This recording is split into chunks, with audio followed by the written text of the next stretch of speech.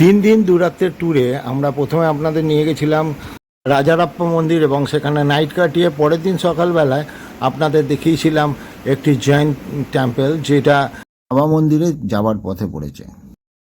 তারপরে আমরা গিয়েছিলাম বাবা মন্দিরে এবং পুজো দিয়ে সেই দিনই আবার বাসে করে বেরিয়ে পড়েছিলাম তারামায়ের উদ্দেশ্যে। সেই তারামায়ের উদ্দেশ্যে এবারের জায়গা সকাল সকাল ঘুম থেকে উঠে স্নান করে চললাম মন্দিরের উদ্দেশ্যে। এই রাস্তা মন্দিরে চলে যাবে আর আমরা এই মন্দিরের রাস্তায় তারামায়ের মন্দিরে যাওয়ার আগে আমরা প্রথমে ঢুকেছিলাম বামাখাপার সমাধিস্থলে। সেখানে ধূপকাঠি প্রসাদ এবং অন্যান্য জিনিস কিনে এই বামাখাপার মন্দিরে আমরা পুজোটা সেরে নিলাম। এইখানেই রয়েছে বামাখাপার সমাধিস্থল এবং তার এপাশটাই পুরোটাই শ্মশান।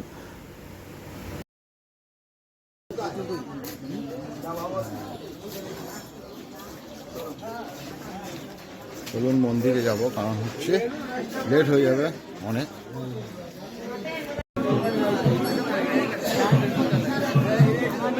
এটা হচ্ছে মন্দিরের মেন গেট, আমরা যাব পেছন দিকটায়।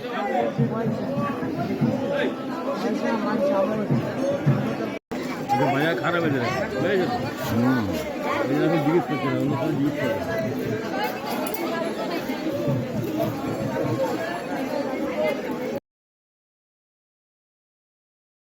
আমরা এখানে কিছুক্ষণ ওয়েট করে নিলাম, কারণ আমাদের পুরো টিম অর্থাৎ 14 জনের টিম একসাথে জড়ো হয়ে তবেই পুজো দিতে যাব এবং এখান থেকে পুজো কেনাকাটা করে নিয়ে তারপর গিয়ে লাইন দেবো। এখান থেকে আমরা হাঁটতে শুরু করলাম আমাদের পান্ডার উদ্দেশ্যে। যাব পিনাকিদার দোকানে এবং এই সামনের দোকানটায় পিনাকিদার, একটু পরে দেখাই আপনাকে। এখান থেকে আমরা পূজা সামগ্রী কিনে নেবো। এই যে পেছনের দোকানটি দেখছেন, এটা পিনাকিদার।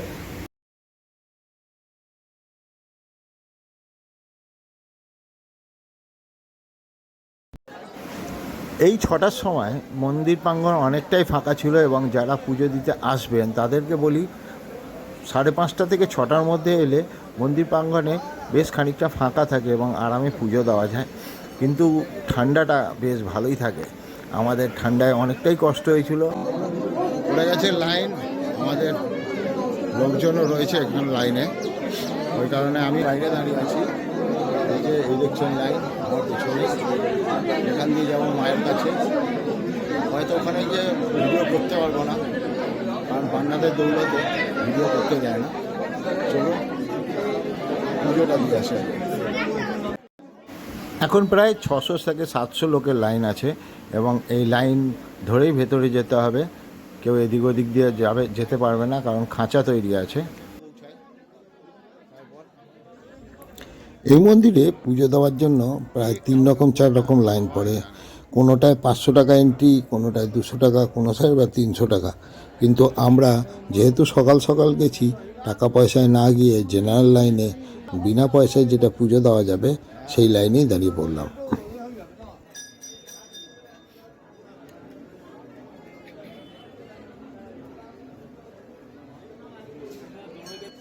সামনের এই যে মঞ্চটা দেখছেন, এখানে তন্ত্র সাধনার পীঠ বলতে পারেন। সকল সাধুজনরা ওখানেই তন্ত্র সাধনার জন্য যজ্ঞ করে থাকেন এবং এই ভেতরটাতেই ছাগ বলি দেওয়া হয়। আজ সন্ধেবেলায় এসে আমরা মায়ের পুরো আরতি দেখব এবং তার রেকর্ডিং আপনাদের দেখাবো, নিশ্চয়ই দেখাবো, সঙ্গে থাকবেন।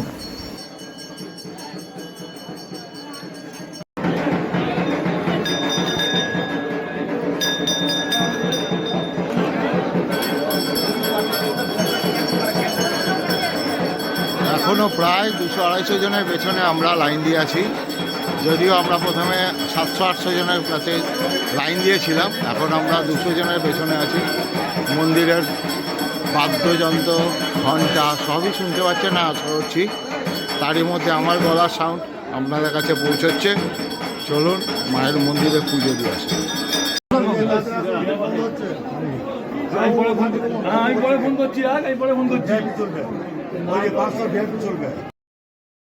মন্দিরের ভেতরে খুব হট্টগোলের মধ্যে যেটুকুনি আমি ছবি তুলতে পারলাম আপনাদের সামনে রাখলাম।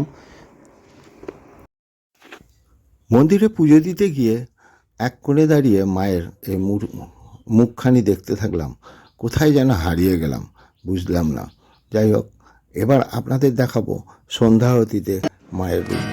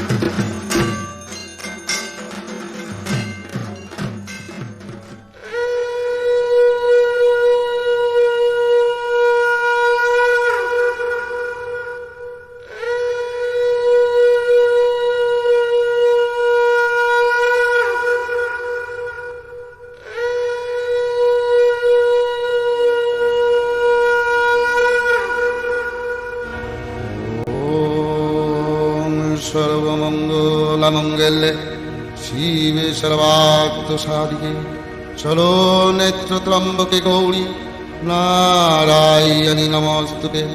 सृष्टिस्थितिविनाशानां शक्तिभूते सनातनि गुणोत्सय गुणमय नारायणि नमोस्तुते।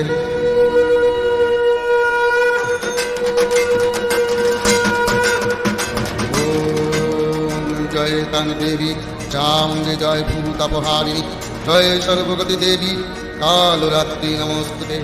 जयंती मंगला काली भद्रा काली कपालिनी दुर्गा शिवा क्षमाधात्री स्वाहा स्वाधा नमोस्तुते।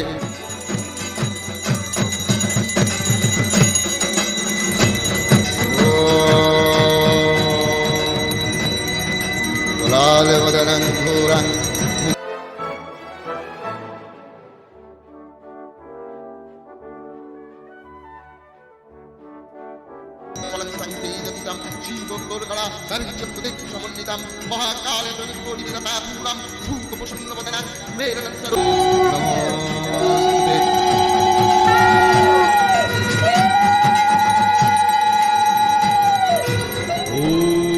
नमश्चन्द्रिकायै नमो नमः। यथा समायुज्य अर्पितं सुजान्दशनं तद्वत् हीनोन्नतो वयोधव विभङ्गो स्थानसगस्थानं महिषासुरमर्दिनि।